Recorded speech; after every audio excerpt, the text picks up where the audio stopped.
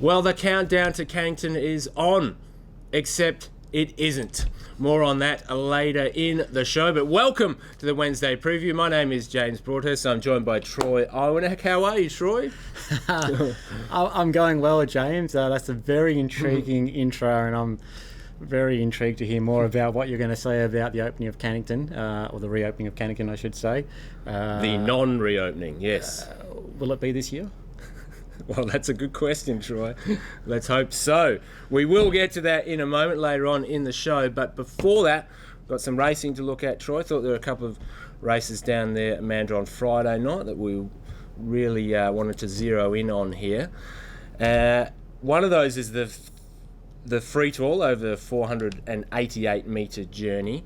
I'm going to bring up the field for that in just a moment, but before we do, greyhound racing just always has a tendency to just put you back in your place. Once you think you've got a handle on it, there's always a twist or a turn that greyhound racing throws up. I'm not sure where you're going with this. Well, I'm talking about Malfetta Cruise what happened last week. We jumped off Malfetta Cruise. We talked up Firelighter, and then, of course, what happened? Malfetta Cruise got up and won that race. Let's go back and have a look at how he did it. Malfetta Cruise from box one takes full advantage of the rails alley, while Firelighter can't get around Wise Barra until it's too late. Malfetta Cruise by 2.5, leaving the back. Now 3.5. This leader's got them. Malfetta Cruise has sailed away from Firelighter, Wise Barra, Sunset Mirage, and Malfetta Cruise is going to win brilliantly by 10 lengths, Firelighter. So there we go, Troy. Sure enough, we talk up a dog. It gets beaten. Firelighter not going around this week. Malfetta Cruise comes into this race 6 on the program Friday night. Gets box 2. Malfetta Cruise is a bit of how dare you question my right to the crown, I think so. Yeah, title. And just before you put my name out of that contention and stop talking about hold me, your horses, fellas. hang on a minute. Let me show you what I can do. So, but always the way, though, isn't it? Look, we weren't downgrading Malfetta Cruise. Obviously, he's been a good dog, but we just thought Firelighter was just going so well. We said Firelighter because of last week in a bigger field, jumped and led all the way. This week, small field, looked like it was going to land on the arm, have it all its own way, and Malfetta Cruise said, fellas. Well, and to be...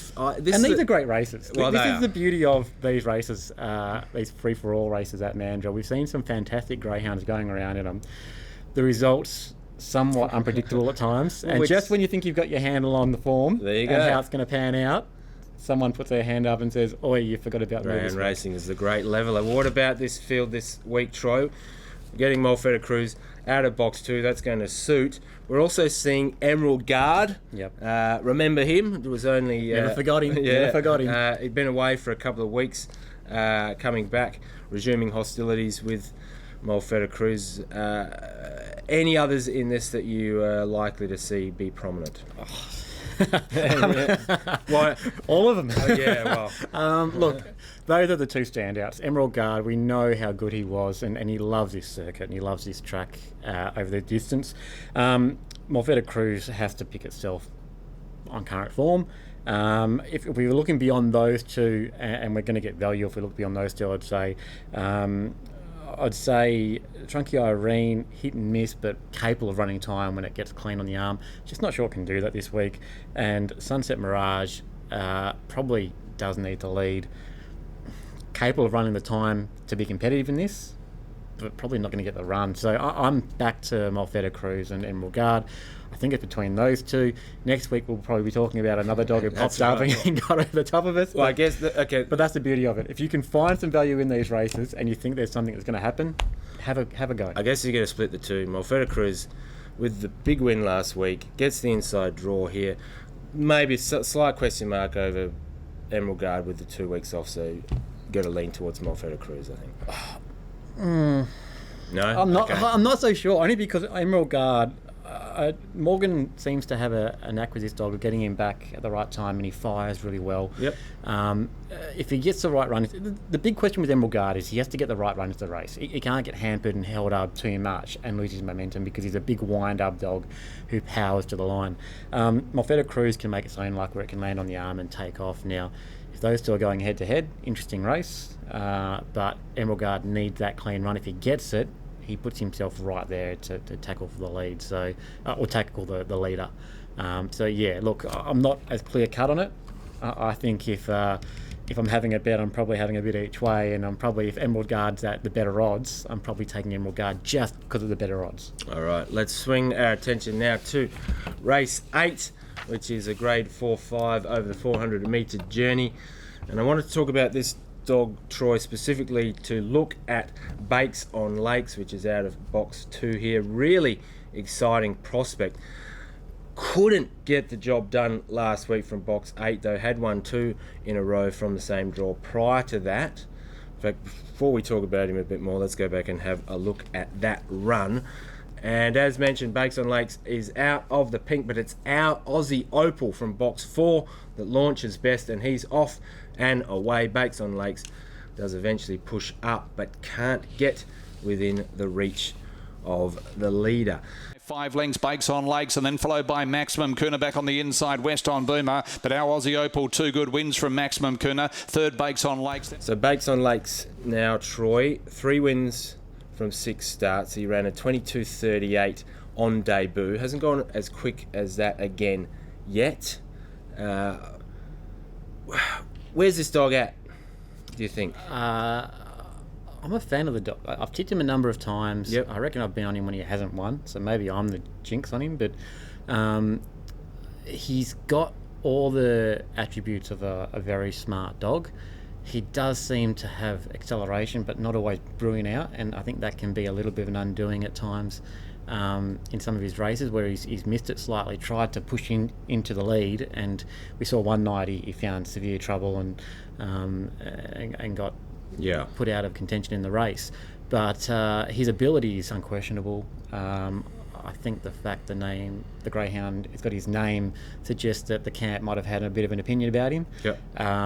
But look, not about to jump off anytime soon, I think. What about just this week specifically? Is there anything that you think's going to trip him up? He himself is the question. If he comes out and lands near the arm, they're chasing him for second. But he's got he's a young greyhound. And I think this is what we forget sometimes. Young greyhounds, they take time to learn. They take time to mature. They all mature at different stages. It's said that a lot of greyhounds don't really mature or reach maturity to a certain extent out of teenagerhood, if you want to put it that way, until they're over 2. So there's still that time for him to really develop into himself, learn his caper, and put all those attributes he's got together and become a sensational race dog. But I'd be happy to have him in my kennel. Like he's got all the right qualities that you're looking for. All right, there we go. Bakes on Lakes, one to watch, and absolutely one to get on board with. Something that you probably weren't expecting, because I didn't put it on the rundown, but I do want to just quickly touch on, which is probably relevant, talking about Bakes on Lakes from the hobby camp.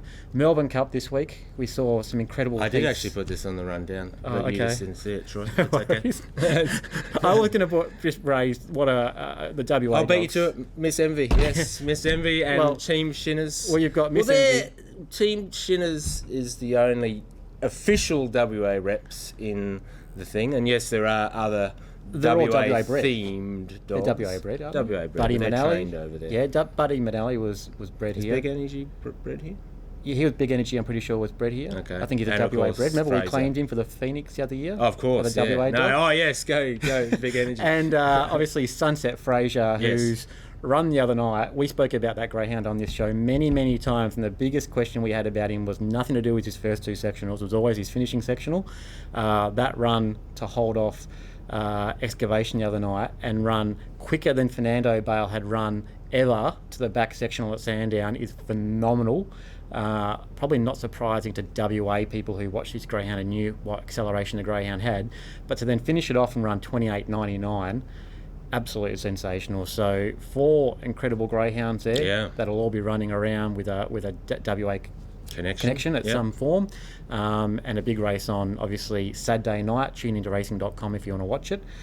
Also, and I'm going to be biased Keep here. Keep going. Yeah, keep promoting Melbourne dogs, mate. I said from the start, I'm going to talk about WA dogs on this show for the races coming up around. So, and also keep an eye on for the Phoenix. Obviously, only on the 21st, so only a few days before Christmas. And let's see if any of those WA dogs get picked up by slot holders, because it's always an intriguing time around this time of year to see which greyhounds might be getting the phone call. Well, if one of them wins it, almost certainly, surely. Well, I don't have any inside information, but Sunset Fraser's run the other day, if he can handle the Meadows circuit well, puts him in the front, and if you're in front of a big race, that's where you want to be. So those sectionals were sensational. Very good. We are chasing down at Mandurah tonight. First of 13 races kicking off at 6:39 p.m. Troy, you got another 2 for 1 for us. I have. From the hard stuff, let's go to a bit lighter, and hopefully we can find some ways to fill our pockets up a little bit. Race 5, number 4, Midnight Mass. I like the way this greyhound's going about its work for Brodie Kirby. But for my on-top selection, James, I am going to push in a little other direction as well. Race 5, number 8, Rowdy Hoodlum. This greyhound's been off for a while. It's obviously had some problems. It was in a satisfactory trial at Mandurah on 27.85 recently. Clearly has some ability. Its previous form and times looked okay. I'm just wanting to keep this greyhound very, very safe, because if he comes out and fires, he could be at big odds, and he could be the one that surprises us in a big way. So race 5, number 4, Midnight Mass, that's my on top selection. Keep very, very safe. Race 5, number 8, Rowdy Hoodlum. All right, my best bet is race 9, number 2, Liberty Pop, a dog that has been racing pretty well without winning of late. I think she does lead this one. I'll go very close, which is half the battle over the 300-metre journey, so expecting a forward showing from her tonight. Race 9, number 2, Liberty Pop. Well, Troy, that is it for the show. Hopefully you can make it down to the track over the next few nights and catch some good greyhound racing, but either way, you can catch us next week on the Wednesday preview.